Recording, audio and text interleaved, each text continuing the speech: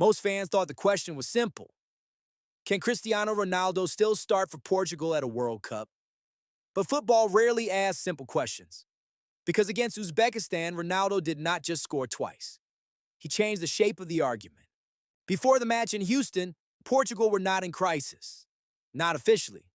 They had not lost their opening game. They had not collapsed. They had not been exposed by a giant. But they had drawn 1-1 with DR Congo. And in tournament football, a draw can smell like panic when expectations are heavy enough. Portugal had talent everywhere. Ruben Dias behind the ball. Vitinha and João Neves to control the rhythm. Bruno Fernandes to break lines. Nuno Mendes and João Cancelo to stretch the pitch. Pedro Neto and João Felix to attack space. And then at the top of it all, Ronaldo. 41 years old, still the captain. Still the headline, you're still the player everyone watches first, even when the real story is happening somewhere else. After the Congo draw, the criticism was not quiet. The debate was not gentle. Some saw Portugal as a modern team being slowed by an old legend. Others saw Ronaldo as the only player still capable of turning pressure into a goal. That is the strange problem with icons. When they score, they are inevitable. When they do not, they are in the way. So Portugal entered the Uzbekistan match carrying two kinds of pressure. The pressure of the group table, and the pressure of the Ronaldo question.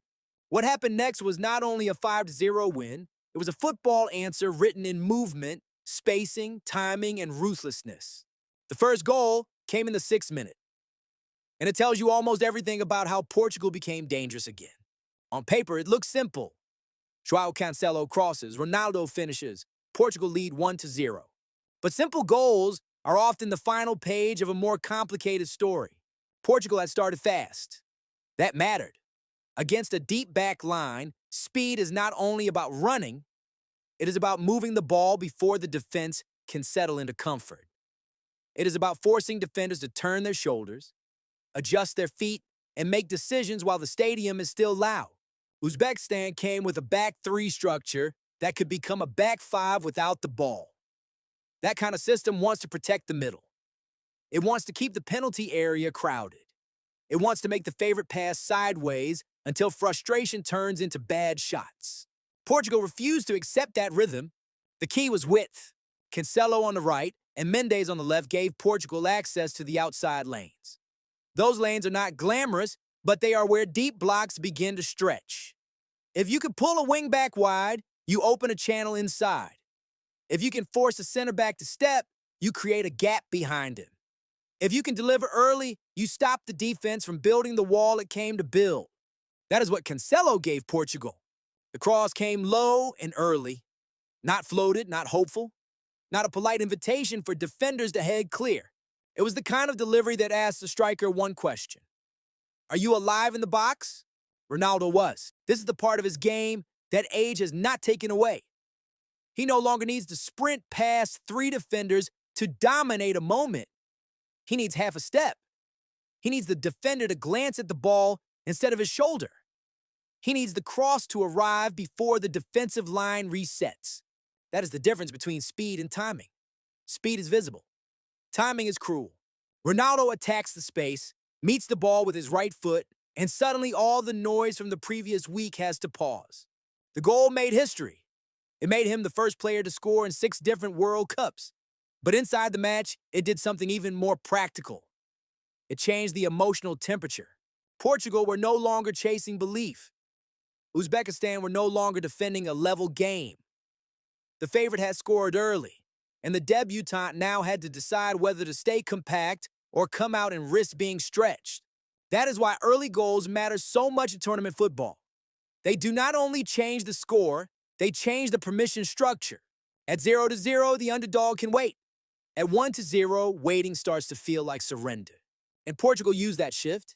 The second Portuguese goal came in the 17th minute through Nuno Mendes from a free kick. It was another sign that Portugal were not depending on one kind of attack. Open play had worked. Now the dead ball worked too. This is important because dangerous tournament teams usually have more than one door. If they can only score from possession, they become predictable. If they can only score from crosses, they become narrow. If they can only score from one superstar, they become emotionally fragile. Portugal looked more dangerous because the threats were spreading. Ronaldo was still the magnet, but the team around him was no longer frozen by the magnet. Nuno Mendes attacked his flank with authority. Bruno Fernandes found sharper passing angles. The midfield circulated the ball with more purpose. Portugal were not simply feeding Ronaldo because of who he was. They were using Ronaldo because of where he was. That distinction matters. Bad Ronaldo ball is emotional. Give it to him because he is Ronaldo. Good Ronaldo ball is structural. Create the right lane, the right cross, the right final pass, and let one of the greatest penalty box forwards in history do the part he still does better than almost anyone. Then came the moment that could have changed the whole match. Uzbekistan thought they had scored through Azizjan Ganiev. For a few seconds, the game had a different future. At 2-1, the crowd changes. The favorite tightens. The underdog feels the first real breath of hope, but the goal was disallowed after a foul in the buildup. For Uzbekistan, it was a punch to the chest. For Portugal, it was a warning. These are the moments viewers often remember as controversy, but coaches remember as psychology. A disallowed goal is not only a decision, it is an emotional swing. One team sees rescue disappear, the other sees danger and gets a chance to correct itself before the damage becomes real. Portugal did not waste the warning. The third goal arrived in the 39th minute. This was Ronaldo again. And this goal explains the second layer of Portugal's improvement. The first Ronaldo goal was a box movement goal. The second was a line-breaking goal. Bruno Fernandes receives the ball with enough time to see the forward run. That detail is everything. Bruno is one of those players who does not need a huge gap. He needs a defender leaning the wrong way, a striker timing the shoulder, and a passing lane that exists for 1 second. Ronaldo understands that second. He moves on the edge of the defensive line, not too early, not too late. If he goes too soon, the flag kills the attack. If he waits, the defender recovers. The run has to be timed like a sentence arriving at its final word. Bruno plays the pass. Ronaldo accelerates. The goalkeeper comes into the equation, and Ronaldo finishes with his right foot inside the near post. Again, the finish looks simple. Again, that is the trap. At elite level, easy finishes usually mean the work was done before the shot. The body angle, the first touch, the calm. The decision to finish early enough that the goalkeeper cannot fully set. Ronaldo's second goal was not just a personal record. It was proof that Portugal had found a way to make his role cleaner. He did not need to drop into midfield and prove he could still be a playmaker. He did not need to run channels all day like a 24-year-old winger. He needed service in zones where one touch and one decision could still destroy a defense. That is the modern Ronaldo bargain. You do not build the whole team around what he used to be. You build the final action around what he still is. At halftime, Portugal were 3-0 up. The group pressure had turned into control. The Ronaldo debate had turned into a different kind of conversation. And Uzbekistan were left with the cruelest football feeling of all. They had not simply been beaten by one player. They had been stretched by a system that finally knew what it wanted. The fourth goal came around the hour. Through a chaotic own goal after Portugal pressure from a set piece. Different match feeds have described the final touch differently, but the tactical meaning is clear. Portugal was still arriving, still forcing awkward clearances, still making Uzbekistan defend actions they could not fully control. That is what pressure does. It turns small mistakes into goals. A defender gets half a touch wrong. A goalkeeper is pulled into a bad angle. A clearance becomes a deflection. Suddenly, the scoreboard says 4, and the match stops being a contest. But even this goal connects to the larger story. Portugal were dangerous again because they had layers. Ronaldo as the penalty box threat. Bruno as the passer. Mendes and Cancelo as width. Set pieces as a second weapon. Bench speed as a late weapon. That last layer appeared with Rafael Leão. Late in the match, Leão scored the 5th. It was the kind of goal that tells the opponent the suffering is not finished just because the starters have done their work. Portugal could replace control with pace. They could remove one kind of threat and add another. This matters in a World Cup. Knockout teams are not only judged by their best 11, they are judged by how many different problems they can create across 90 minutes, extra time, tired legs, heat, travel, pressure, and fear. Against DR Congo, Portugal looked like a team with possession, but not enough punishment. Against Uzbekistan, they looked like a team with punishments everywhere. And Ronaldo sat at the center of that transformation, not because he did everything, but because his presence made the final actions heavier. This is where the conversation around him often becomes too emotional. The question is not whether Ronaldo is the same player from 2014 or 2018. He is not. Nobody is. The question is whether Portugal can create a version of the match where his remaining strengths are still decisive. In Houston, the answer was yes. When the ball arrived early from wide areas, he was dangerous. When Bruno had time to play vertically, he was dangerous. When the defensive line lost concentration for one step, he was dangerous. When the game needed a statement, he gave Portugal one. That is why his post-match message landed so cleanly.